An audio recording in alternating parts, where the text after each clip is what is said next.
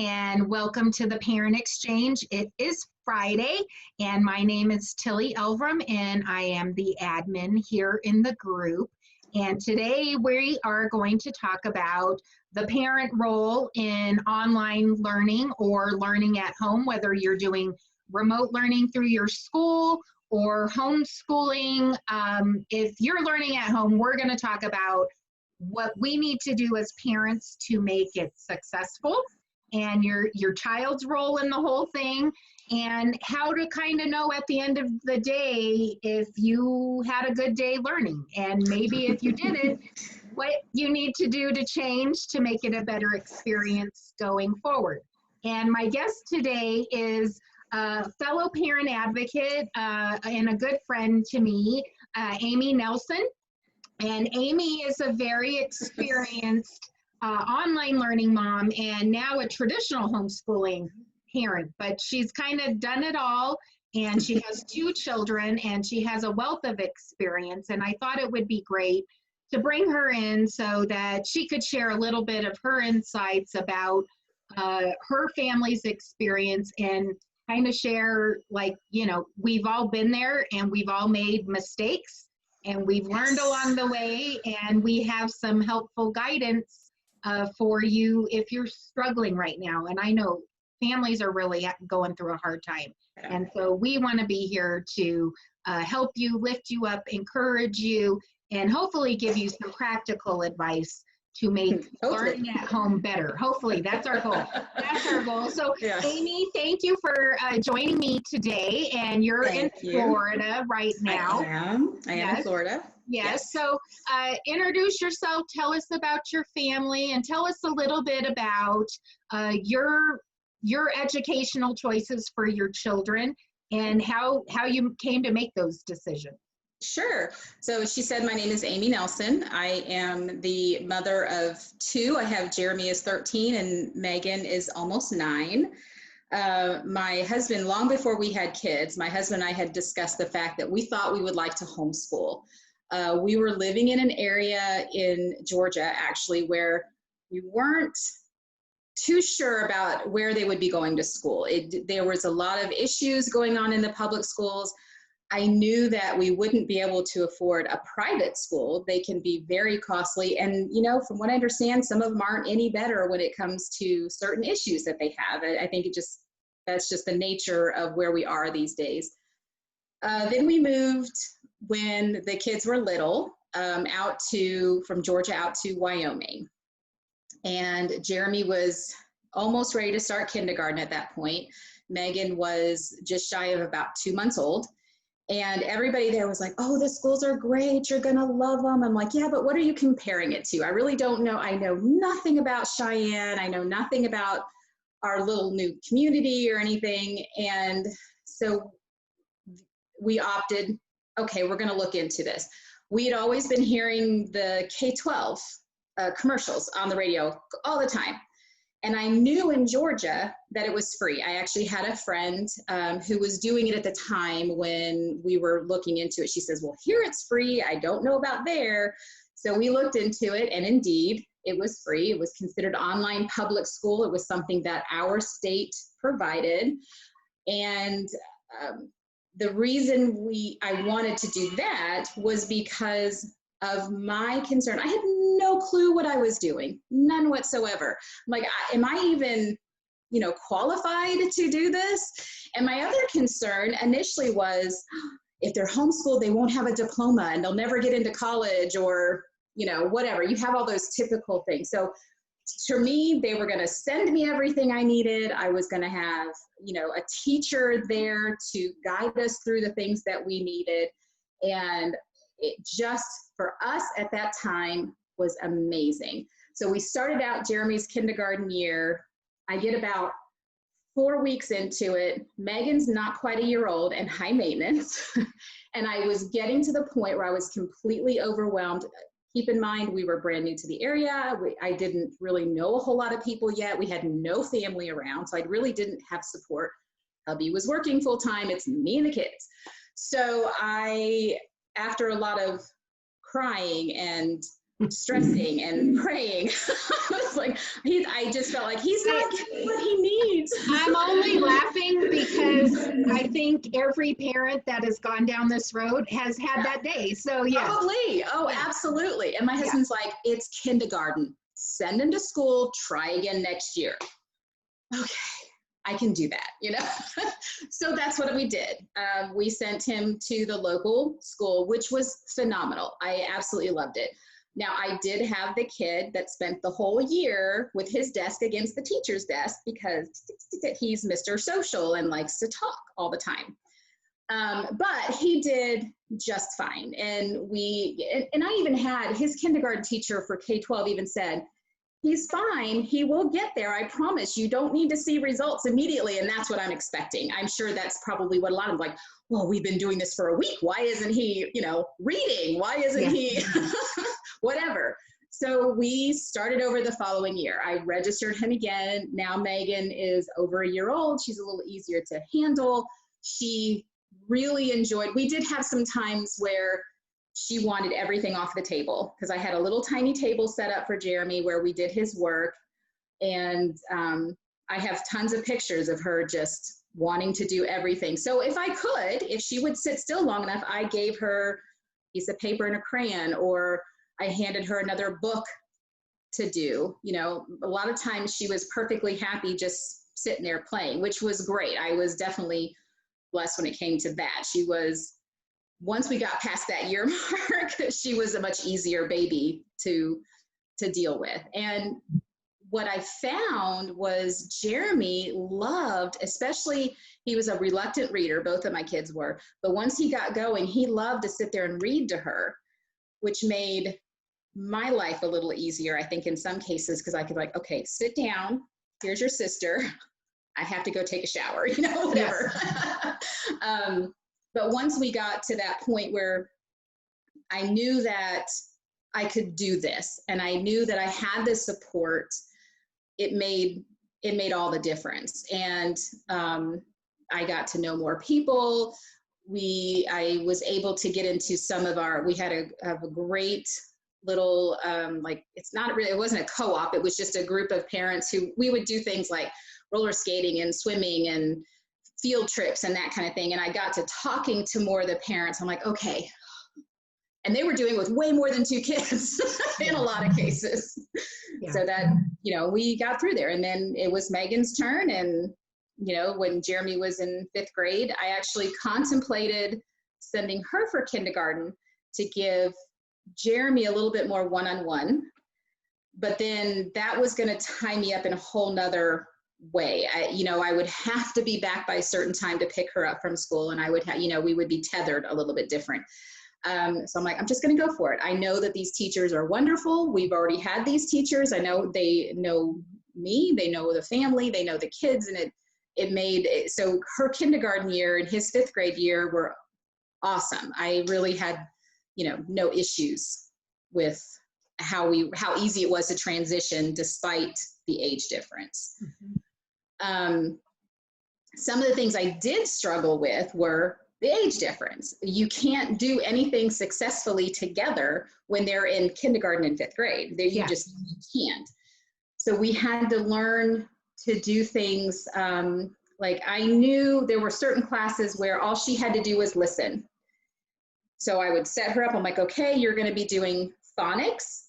You know how to click this. Jeremy, let's do math, or let's do history, or whatever. And that's how we went back and forth. Or when they would have the class connects, which is where basically is like the Zoom that we do today, where they log in with a teacher and with their other classmates, or in some cases it was a one-on-one with the teacher and student.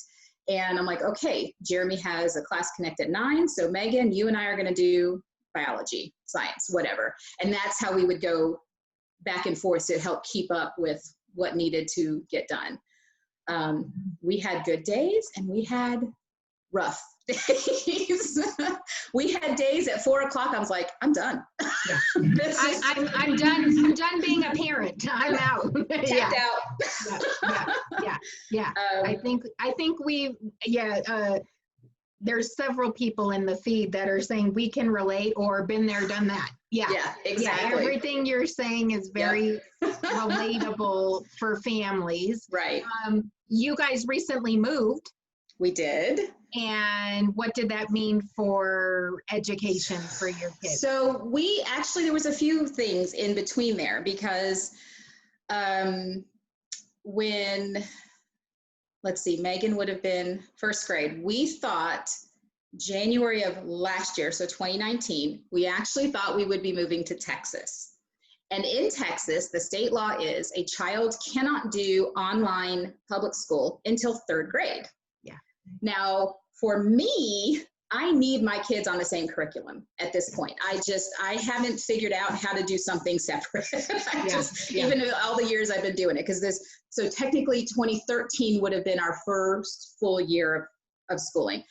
So with big, huge tears just flowing down my face, I sent off an email to all of the teachers, the administration with the WIVA Virtual Academy, and let them know of our decision to stop doing WIVA, and we switched over to a program called Acellus, or now it's called Power Homeschool. And it was strictly a video-based, black and white, very cut and dry, not any frills or anything to it.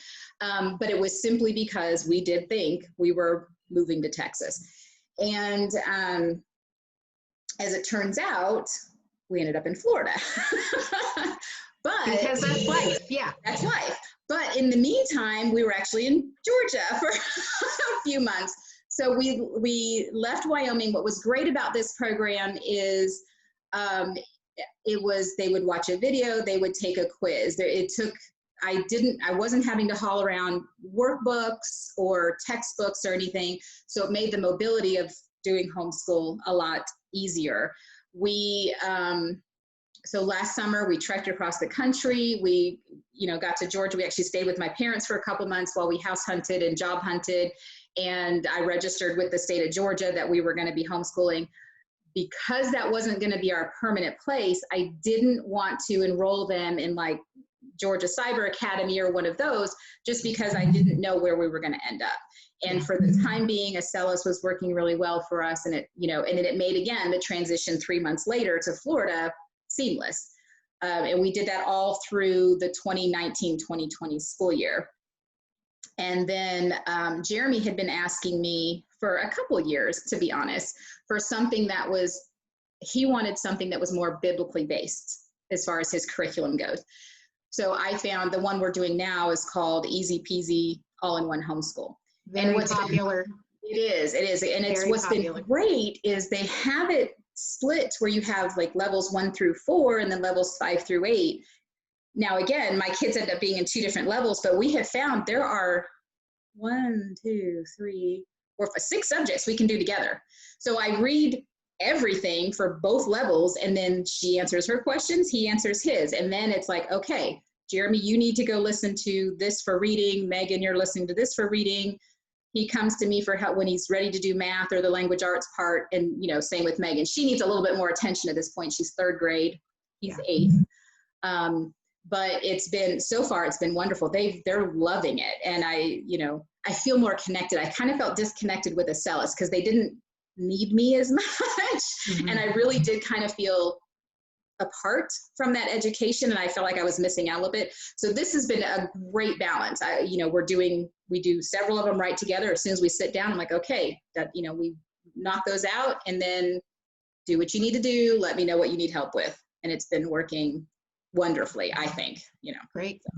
That's awesome. Yeah. So you've really been on a journey, literally and figuratively, right. Moving across the country, which I think speaks to, I know for our family, we were always a family on the move.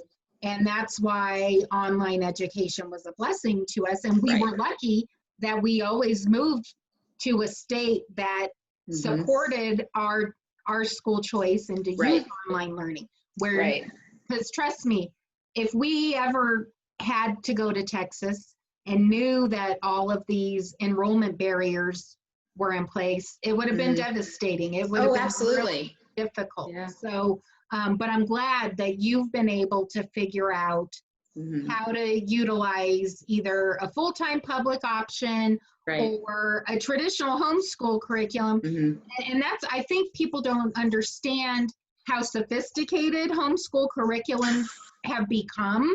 Right. It's I mean, they're really holistic, and they have Oh, an absolutely. online or video tutorial components Mm-hmm. to them now, along with, planned out curriculum that makes it Mm-hmm. easy peasy Right. for parents, which is wonderful.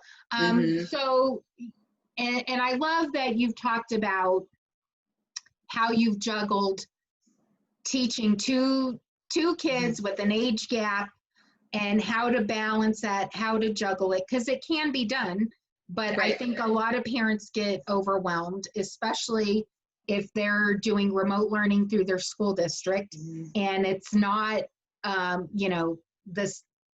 It's just not as easy to It's navigate. not the same at all. It's not Yeah. the same, Right. and so that I think that's one of the. I hope that families will understand it can be done, but it takes some Mm-hmm. organization and planning to get it done. And I think now we'll go into, I'm going to share my screen Okay. and we'll talk about some of these things that I think may help families. So I posted this graphic in the group, I think last week. I And think so. Yeah. Right. yeah, and a lot of people were like, oh, this is like really helpful. I'm like, print it out, put it in Yeah. the classroom or on your because I Right. think it gives parents and students really, again, the expectations of Mm-hmm. how we're going to look at the day, how we're going to organize the day, and the responsibilities for each of us. For Right. me as the learning coach, for you as the student, these are things that if we do these things, we're going to have a good day. Right. And it may not be a perfect day, but at least we're able and setting the expectation for it. Mm-hmm. So right off, we, talk about, rise and shine, get up. Yep. And you this week, we shared your like tips for, I asked Yes. all the mentors in our group this week, I asked them to share their like top 3 tips for learning at home. And Amy, you were the only one that really talked about this, about sleep. Really? I mean, everybody has, every kid is different, every family is different. Mm-hmm. Right. But there's often a lot of the same themes that come up. But you were talking about sleep, and that's really so important for our kids. Especially when they're growing 2 inches a week and they yeah. And I don't know about you, but when my son was growing, he was kind of grouchy. And he actually, I knew when he was going through a growth spurt because he needed more sleep. Right. And, you talk about, and we all know this, we know kids need sleep to be healthy. Right. But it's really hard in this day and age because they're all on their phones and tablets and watching TV late at night and all of those things. You talk about let them sleep and wake up naturally. How does that change? How does that change the start of the day and the kind of the tone of the day for your family? So I think part of where we have success in this is because since my kids are home, they don't have a cell phone yet.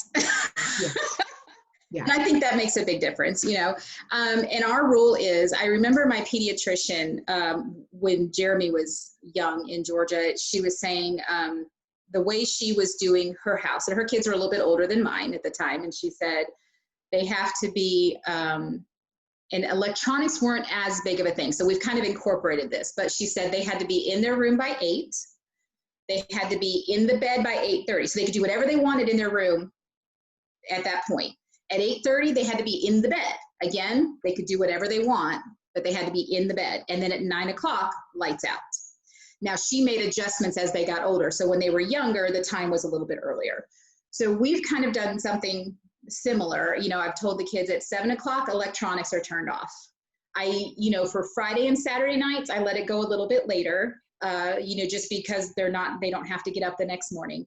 And I tell them, whatever you want to do, I don't care, but electronics are off. So that's usually when they start you know, so I'm like, brush your teeth and just whatever, you know, and that's when the playing starts and the laughing and the loud noise and, you know, between the two of them, because my kids get along really well. Yeah. And I'm like, as long as, you know, they can read, they can, you know, but not on the iPad, you know, they can read a book or whatever. And generally, they will pretty much put themselves into bed by 8 o'clock. I mean, that's just, they've just kind of always been that way, because I was kind of doing the same thing. You need to be coming down. There needs to be that downtime. And I realized them running around and playing with each other is not really that downtime, but I feel like it does help. I really do. And then whenever they fall asleep, now Jeremy's having issues where he's having a harder time falling asleep sometimes. But unless we have to be somewhere at a certain time, I'm like, you need to go to bed now, and I'll be waking you up at this time, which is rare. I let them wake up whenever. And for the most part, they wake up around 7:30 or so. More so Megan. Jeremy right now, and I think this is the whole growth spurt thing, he's waking up a little later, 9, 10, whatever. And they know, eat breakfast because we're going to start doing school. And there's a lot of times where, especially the things that I'm doing all of the reading or, you know, whatever, I'm like, you can eat while we're working on this, that's fine. But I just feel like it gives us a better start for the day. Their body has woken up naturally. They're not cranky. I mean, that tells me that they've gotten enough sleep. I'm not saying they're not sleepy when they wake up. I mean, you know, they can be. A lot of times Megan will come in, because I usually wake up probably about 7 or so, but I'll lay in bed and, you know, check Facebook, check my email, you know, check the weather. I think I'm more addicted to my weather app than I am Facebook. And then she'll come in and say good morning. And sometimes she'll snuggle in with me. And there's several mornings where she'll just kind of fall back to sleep because Dad's already gone to work, and she'll sleep for another few minutes or whatever. And then, you know, we have mornings where we're all up at 7:30, 8 o'clock, and school's done by 11. You know, and then we have the whole rest of the day. And then there's days where we don't even get started. Today, for instance, we started at 10, and then we left the house, got back at like 1, and then started doing the school. But that's the beauty of being able to do it whenever. We took yesterday off. I mean, we had roller skating, we had park day, they do piano. We actually, our piano teacher in Wyoming is doing our piano still here. We do Zoom, which is virtual awesome. piano lessons. Excellent. Exactly. And then Megan has hip hop dance, you know, at 4. So I'm like, you know what? Let's just take Thursday off. Well, we've got so much going on today, and it's fine. And I feel like you have the ability to catch up later or work ahead. When you know you're going to be slammed, you're able to work ahead. Which is wonderful. That's a blessing right there. So I just thought that was a really great tip in that, you know, sleep is important, and big time. That's the tone for the next day. It is. It absolutely is. Yeah. So, you know, make sure your kids are getting their sleep. And you're getting your sleep. You're getting your sleep. That's a big one. And, you know, eat a healthy breakfast before you start the day. And like you said, sometimes you can eat your breakfast while you're doing your silent reading or practicing your spelling words or doing flashcards or whatever. You can multitask to get that going.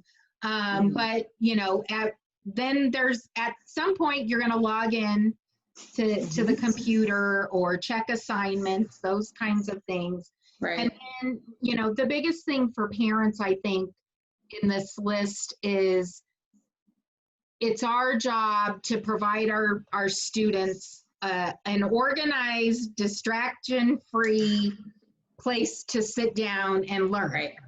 And that doesn't mean they're tethered there the whole day. But they need some place that they can sit down and read and write and not be distracted by, you know, the toys in their room or whatever it is. And if you have a student who really struggles with staying on task, or getting distracted or what. Headphones are wonderful because and helpful if you're in a house with multiple students that are learning at home. Those headphones, they can be honed in on their class, their Zoom class with their peers, or one-on-one conversation with their teachers, and not have to worry about you working with another student in the house, or the dog barking, or all of the things that are happening right now. All the distractions. All the distractions that we have while we are learning from home. So I think that's one of the biggest things as parents is, and it doesn't have to be fancy. Your home may not have space for a classroom. Maybe it's a desk in the hallway, or it's your kitchen table. But if your kid's going to be learning at the kitchen island or at the kitchen table, make sure the TV's off. You know, mute your phone. Like all of those little things that can. I'll say we had the house that we were living in Cheyenne. We had a finished basement, and we had a huge bedroom down there that was our dedicated classroom. Oh my gosh, I miss it so much. We had some wonderful built-in drawers because I had everything, organized. And even if we didn't work in there one day, everything could go back in there and it wasn't spread across, because there's nothing worse than having that reminder of school everywhere you look. When you want to sit down to dinner and there's a sance experiment on the kitchen table. It's hard. And we knew, so when we bought this house, the room I'm in is kind of, they call it a flex room, right? So the kids each have a bedroom and they each have a loft with a desk under it. I'm like, we're going to have to do that. There's not going to be we don't have a classroom here. And the space, I'm like, okay, do we make it a classroom? Like currently it has all of our school stuff in it, but I was hoping it would be a spare bedroom, but it's also where the kids watch TV or, play the Wii or, whatever. We don't have one truly dedicated anymore. And I miss that. However, my kids are a little bit older, and because we've been doing this so long, they understand that when it's time. So like when we do our things together, we're on the couch, we're at the table, we're at the kitchen counter, whatever. And then when they need to go do their thing, they go into their rooms, they each have a laptop. And then if they need help, they come out. Or, I go in there, but it is important to have a place where everything can go. So we try and make sure by the time Dad gets home, the books are put back on the shelf. They're off the dining room table. It doesn't happen every day. I'll tell you that. No. When our crazy days, they're worse. Right. And there will be crazy days, but I think those crazy days are fewer when, as parents, we get organized and set the expectations of this is how the day is going to look, and this is what we're going to do. And that kind of goes into, this part, organize and make a to-do list. Right. I think that's really helpful for kids to have an idea of, this is what I'm going to do today. And it keeps them on track. Right. And it helps. Do you let your kids do they help decide what the day is going to look like when they're going to do an assignment or a subject? Sort of. It's because we're doing what we're doing now, it has changed a little bit. But I came across, I think it's so funny, so I have it here to show you. My kids are visual. So I had things like this, where it's just a calendar. I don't know how well you can see it. And what I did was I had Jeremy written in blue and Megan's is in pink. And we would do what we called block scheduling when we were with WIVA, with K-12. So every day we did math, literature, that kind of thing, because those are your bases.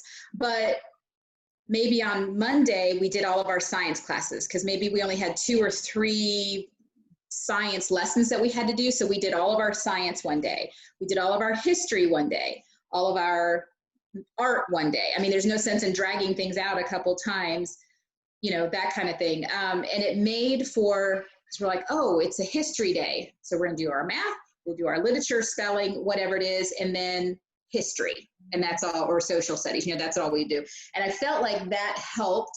And then my kids can go, okay, we're done, cross it out. Or I also had one that was like a dry erase that was on when Jeremy was younger. And I would, you got to write it out every week, but it was hanging on the wall. He knew exactly what we needed to do.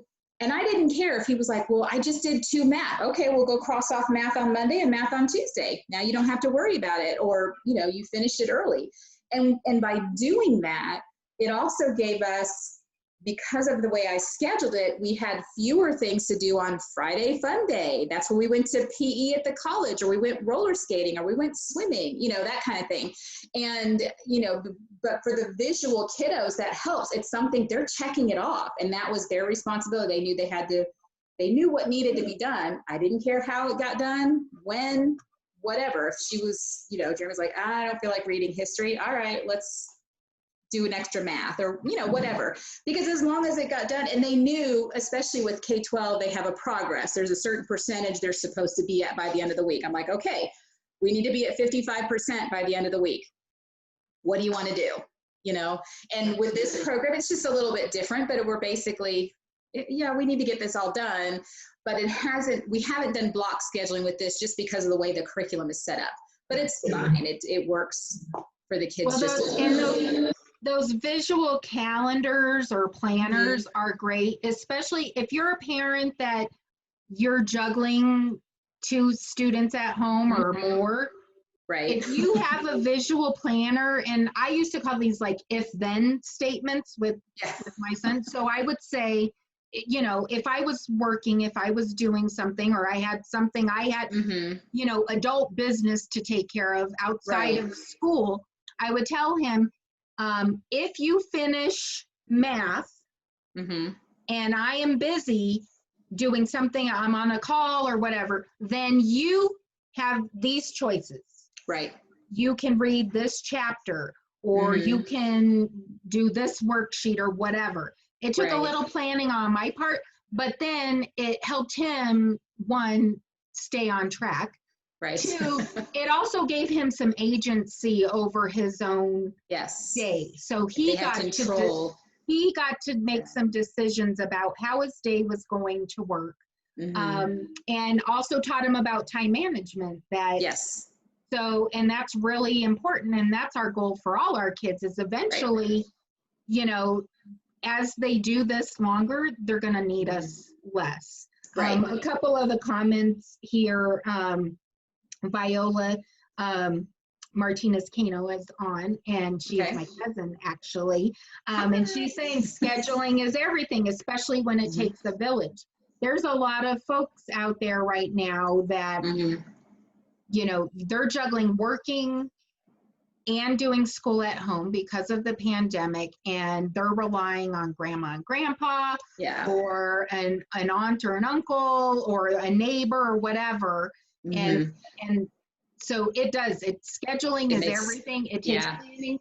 And if you're not being like really serious about scheduling, I encourage it, because eventually it's going to take a lot of stress off of shoulders. And I think there's a big difference between ones like us who we've chosen to do this. I was never so thankful in my life when all of this hit, because I'm like, we didn't miss a beat. Hubby worked at a hospital. He was still going to work every day. I was already a stay-at-home mom, and I was already homeschooling. Nothing changed for us. So I can't imagine the families who this is not what they want to be doing. And it's not for everybody. I know that. I mean, I can't, even some of my neighbors like, no way. So it does make a big difference, but I feel like you're right. If you schedule it and you say, here's what we do. I even had on here, like, because the kids went to the schools for their extras, like music and PE, and Jeremy was doing band. So I had it marked.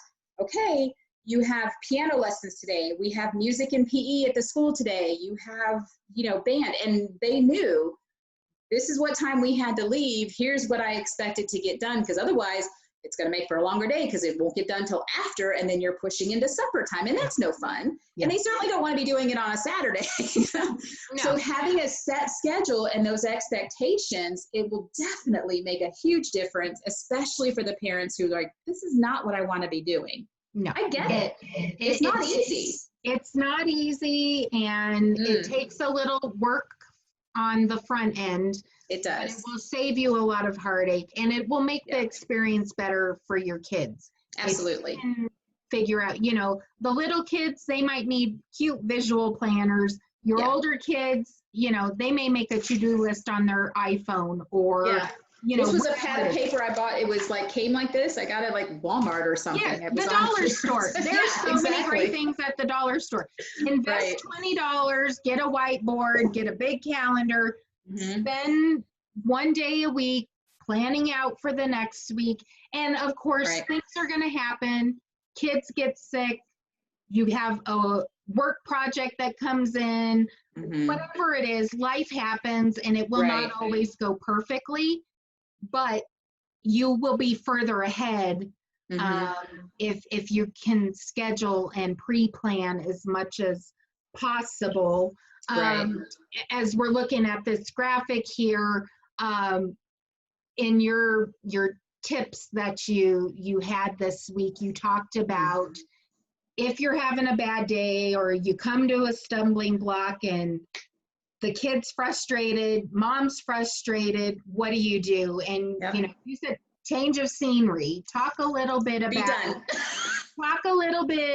when it's not a good day and everything's gone off the rails, Yep. or maybe it's not even the whole day's wasted, but everybody needs a break. So talk Right. about how you cope and how you get back on track. So Jeremy, this would happen more with him. He is my ADHD kid, ADD, ADHD kid. And both of my kids are very reluctant readers. So that was a struggle too. And Jeremy's also very young for his grade. So he's one of these ones that'll be 17 when he graduates high school.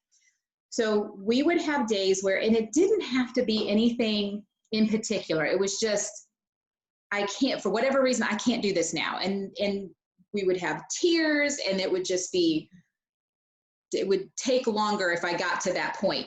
So when you start seeing the eyes glaze over, this is where parents paying attention helps. It's getting harder when they're just staring and nothing is happening. You're like, all right, kiddo, what's going on? And I remember one time, one of the kids, I can't remember which one, just was like, I don't know why I'm so upset. I think it was Megan. I just can't stop crying. Nothing had happened. Nothing. She was perfectly happy 1 minute. And then, so but you got to be careful. Because I remember one time it was an hour later. I'm like, okay, we got it done. I looked up funny animal videos and we sat there and just laughed for 30 minutes over these videos. And of course they wanted to see the next one and the next one. Or if, Cheyenne being cold as it was, sometimes it was a matter of going outside and doing a lap literally around the house. Just have them go outside or walk. We lived kind of in the country. So I'm like, walk down the driveway. We had a 1/4-mile dirt drive and come back.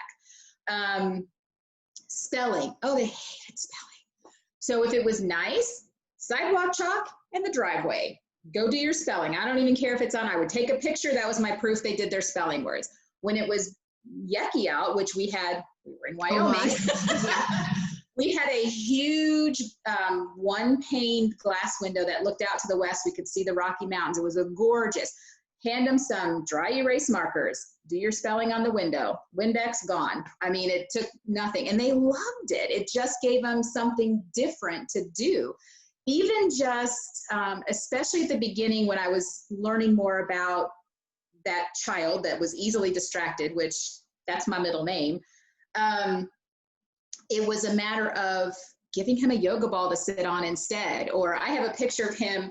He has his elbows on a card table. He has the yoga ball under his belly, and he has those little plastic drawer shelf things, the little plastic drawers. His feet across that and a blanket over his head. Doing this, I'm like, you know what? The work's getting done. I don't care. Yeah. You can't do that in a classroom setting. No. You just can't. But it's just a matter of stopping what you're doing, because it's only going to get worse if you try and say, you're almost done. You're almost there. Just get it done and you can be done. It's not going to help. It just isn't. And your child, I think parents get more frustrated because you're just pushing my buttons. You can do this. And it's like, you get to that mental block and they're done. They're just, the other day he was working with my neighbor saying, my neighbor across the street teaches math. And she came over the one day. We had a couple days that we had to catch up on, and she went, he's done. He's tapped out. I'm like, okay. They got like 2 lessons done. I'm like, that's fine. She knew, yeah, he's finished. Yeah. But you can't push it. If they're done, you just can't. Yeah. Yeah. And I think that's where parents get frustrated more.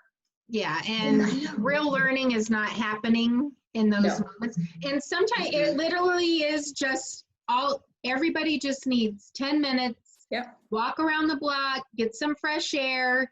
Right. Come in, and maybe you don't finish that assignment, but you move on. Yeah, exactly. Just change of scenery. Right. Change of attitude. And it has made a huge difference. Anytime we have those, parents have those times. Even adults are like, I gotta walk away. That's when they go to the water cooler, or they, Exactly. Well, and I think that's great. That's an important reminder is, as adults, we have days where it's not happening, it's just not, it's not our best. And so the expectation that every day with our kids is going to be just perfect and we're going to breeze through it. It's not going to happen. And particularly right now, there's a lot on parents, there's a lot on students, especially for those of you out there who are doing remote learning. I've heard this it's okay to not be okay. Yeah, definitely. And it's okay to say that this is a bad day and things are not going well. It's important though, don't let a bad day turn into a bad week. Right. And that's why we're here to support you in this group, so that doesn't happen, because we want you to be successful and have a good experience. Homeschooling it can be fun. What you're doing is not, everybody has this timetable and teachers are like, you got to get this done. And it's stressful, and you got to be able to step away. Yeah. You got to be flexible and roll with the punches. Another tip on this list is use a timer to stay on task, so that when you do stop for 10 minutes to watch animal videos on YouTube or whatever, it's 10 minutes and not an hour or whatever. But that helps also. I remember one time my son was supposed to be doing something for English, and he was probably in 6th or 7th grade, and he was always pretty independent, and I was blessed by that. And so I said, okay, here's what you got to do, get going. And he was in there and he's just typing away. And I'm like, oh my heart, you precious child, look at you just working so hard. But like an hour went by and he's still in there and I'm like, wow. And so I go in there and I'm like, what are you working on? And he goes, I got this really great idea for my novel, and I just had to get it down. And the English lesson didn't get done. And so that was like my clue that mom, you got to have timers. And even the best kids are kids. And the best students, they need reminders, and they need you as parents to help them stay on task. And that's our job. That's our responsibility, role. Even if you didn't sign up for this type of schooling, this is the situation that we're in. And so check in on your students frequently, use a timer. And I bought one of those old-fashioned kitchen timers where you got to turn it past 10 and reset it. And I even made, we don't use them anymore, but I still have them. There was a 5-minute, 10-minute, and 15-minute ticket, and they would turn in the ticket. It was just their way of showing, and they would take the timer with them, go do what they wanted in the other room. And there was a lot of days they never used them. They just are like, I want to get this done. And they were motivated to do it. And I'm like, fantastic. But what a great way to teach them how to manage their time and to give them some ownership over their learning day and everything. I think that's a great idea. I like that a lot. And then finally, this last one, communicate as a parent. If you're in a remote online setting or in a full-time online school, your biggest job is communicating with their teachers, with the school. That's your biggest responsibility. So that means every day checking your web mail, checking into the email system or the learning management system for your school, figuring out, you know, what's on tap for the day, reading any communications from the teachers, that kind of thing. But then for the students, that's really their biggest role as students. Stay focused. That's on you as a student.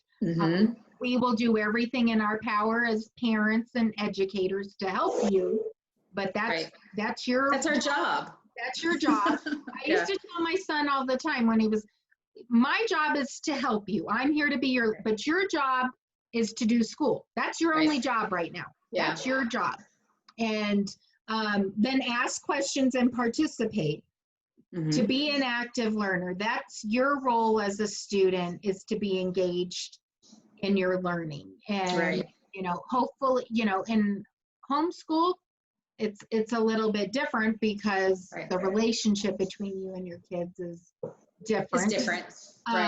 But you have somebody that comes into your home to help with math, and you help you lead another student. I do. I help another student. So they have to learn how to work with other people. Even in a traditional homeschool setting, you're teaching your kids how to work with other people, other students, how to respect an adult and listen to them and take instruction from them, which I think is really important. And that's an expectation as parents that we have to set for our kids, that we expect you to be active learners and not just passive participants in their education.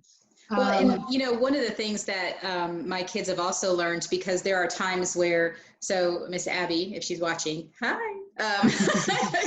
that lives across. There's quite a few watching, yeah. Are there? So she's our across the street neighbor. And as I said, she's a stay-at-home mom now. She has 2 little boys, but she was a math teacher in high school. So there's been times we're over there, they have a 4-year-old and a 1-year-old who are very active little boys. They have the best dog, Tiger. And we're sitting over there one day, everybody's in the playroom because we got to stay where the kids can be.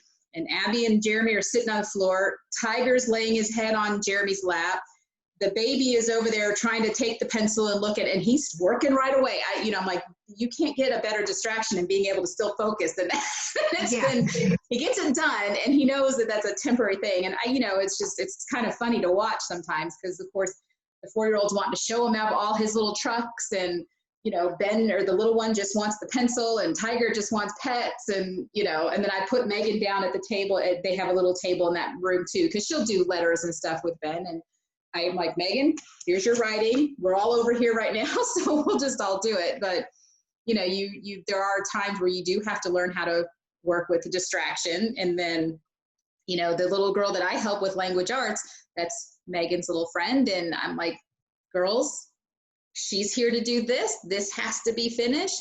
Megan, you need to finish that. If you get it all done, you're welcome to go play, And it's been working. They understand this has to be done, and it works, but it helps with, you can't avoid all distractions. No. But there's a lot you can of, like with the electronics. And as I said, my kids we don't have cell phones for them yet. They don't need it. They're home, but the things you can control. So. I think though, it also speaks to that idea of it takes a village. And if you're a parent out there and you're kind of all alone, tap into the people around you for help. If you're feeling overwhelmed, maybe there is a neighbor that would do reading with your student. And it doesn't have to be every day, but maybe it's just one day a week. Right. Yeah. She comes over one day a week and we knock out her whole little course for the week. Yeah. We do it all in one day. That gives her mom a break. Yes. And,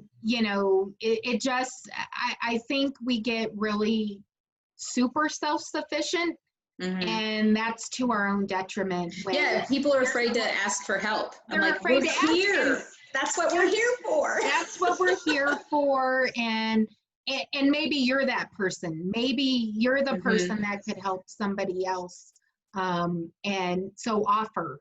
If you have expertise or something, and you see a kid in your neighborhood struggling or a family struggling, maybe you're the one person that for half an hour a week can sit with that kid and practice spelling words or something like that. The little girl I help, her mom just had a baby, and she has a 3-month-old, and she had contemplated, she's like, you know what, I think I'll just send her to public school this year. And I said, don't do that.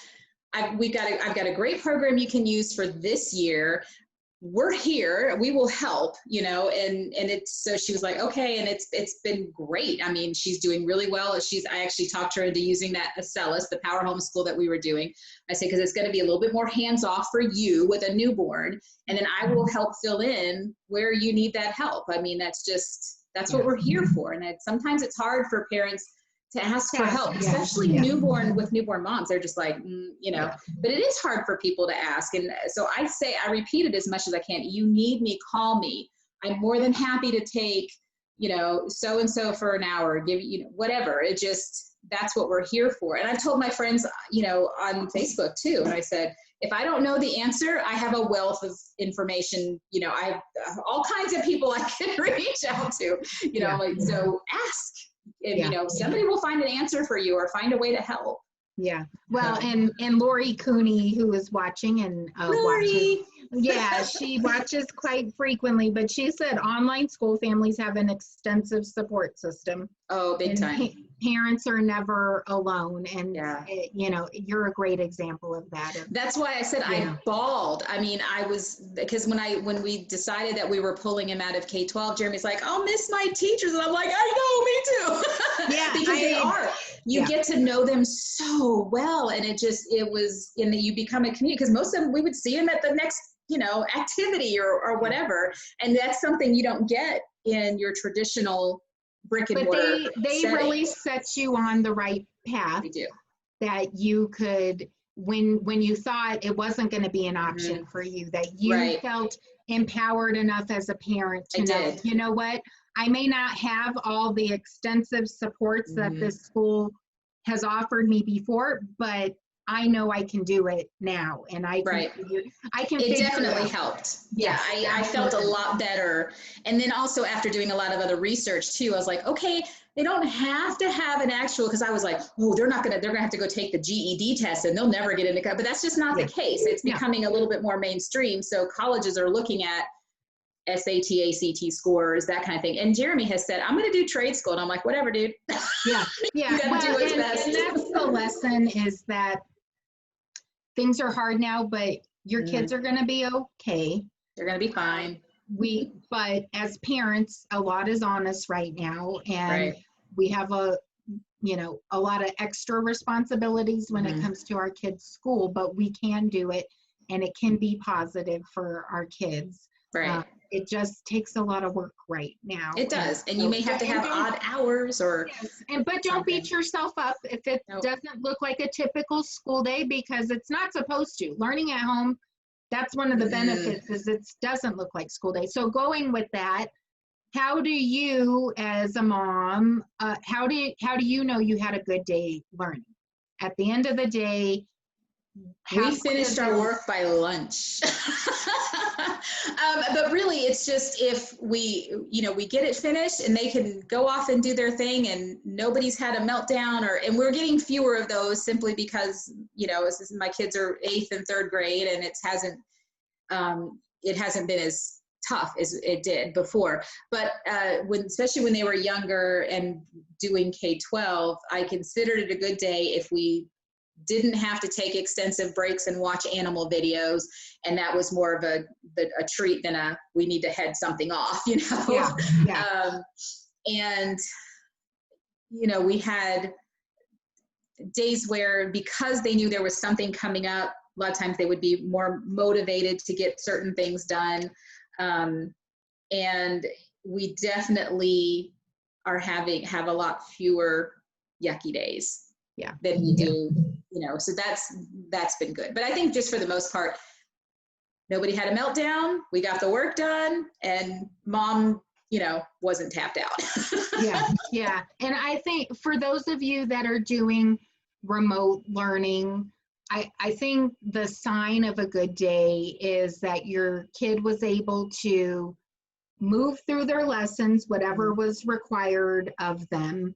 And if they did any assessments, that they did okay. If you have a kid who, they sat down to do math and in 15 minutes later they were done and they took the end of the lesson assessment and they missed 3 out of 4, probably something wasn't right there and you need to go back. And so I know for me at the end of the day, I looked at everything that he did, particularly when he got older. When he was younger, it was after every lesson. After every lesson, we asked questions, and if he wasn't answering the questions correctly, I knew we needed to go back and do some more work. But at the end of the day, I would check things over, make sure the to-do list was done. If you're in a full-time online school, don't forget to take your attendance. As parents, that falls on you. Take your attendance at the end of the day. And then, this is something that I've heard from families who are having Wi-Fi issues and tech issues. There is nothing worse than doing a test or some kind of worksheet or something and it doesn't save. Take pictures. Use your cell phone. Take a picture. If your school allows you to print out your test, if it's a math test, we printed the test. That way he could write and show his work. And if something went wrong and you sent it in and for some reason, some technical goblin ate it up in the web someplace. Or as my mom says, technology hates me. So yes, exactly. We had proof though that he did the work and the teacher could see the work. And so take a picture. If it's an important assignment, take a picture. If you're working in Word, autosave, save frequently. Remind your kids to do that because that's heartbreaking when your kid has worked on something for an hour, 2 hours or something and it disappears. So take pictures of the important stuff.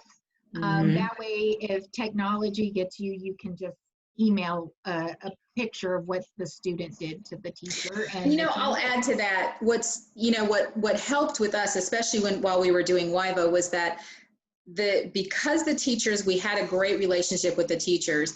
If I said, this is what happened, they knew that that's probably really what happened. We weren't one of these families that they knew we were going to get the work done. They knew we were working on stuff. They made exceptions for us because they knew we went and did the schools, did the extras at the schools, and they completely encouraged it. So if we had one of those days, because I can't tell you how many times he would be in the middle of a math test, language arts, or whatever, and if the computer crashed or the internet went out, you started all over again. And that was awful because that's where his frustration would come in because like standardized testing,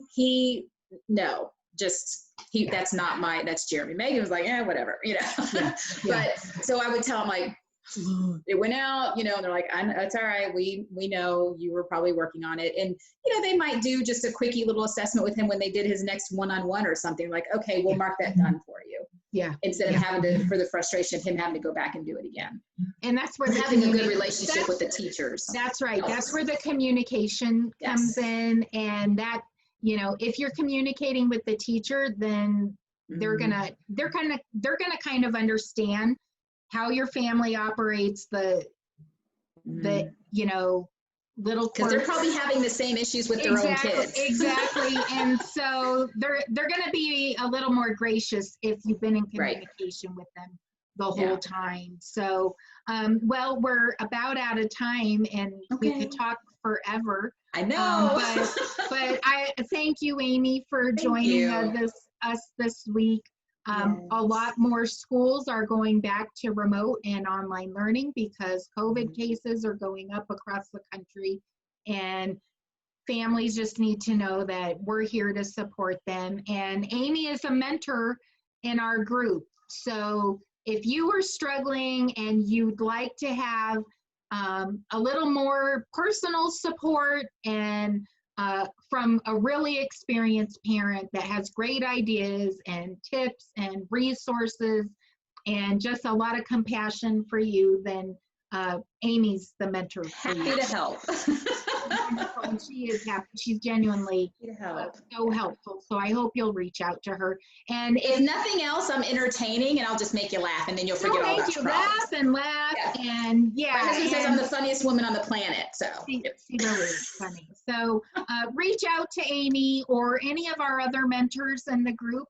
It's great in our group. You can kind of shop for a mentor based on what your kids need or kind of your learning philosophy. And we have educators that are mentors. So I encourage you to tap into that resource. I can't tell you how many times I've used my teacher friends and I'm like, yes. Take advantage. The resources are there and we are here for you. And we want you to be successful and this to be a good experience for you and your kids. So Amy, this is what they'll remember. They'll remember that time they got to stay home from school all the time. Right. So make it good. Make it good, make it special, and it'll be good for all of us as we look back on it. So, all right. Well, everybody, thank you. That's all for the parent exchange this week. Next week, we are going to be talking with a mom who specializes in advocating for students with special needs, learning disabilities, autism, and she is a fierce fighter for kids. And I'm really excited for our discussion next week. So join us next week, next Friday, 6 p.m. Eastern. And we are glad you were here today, and we hope you have a great weekend. Thank you, everybody. Thanks, Amy. Bye. Bye-bye. Bye.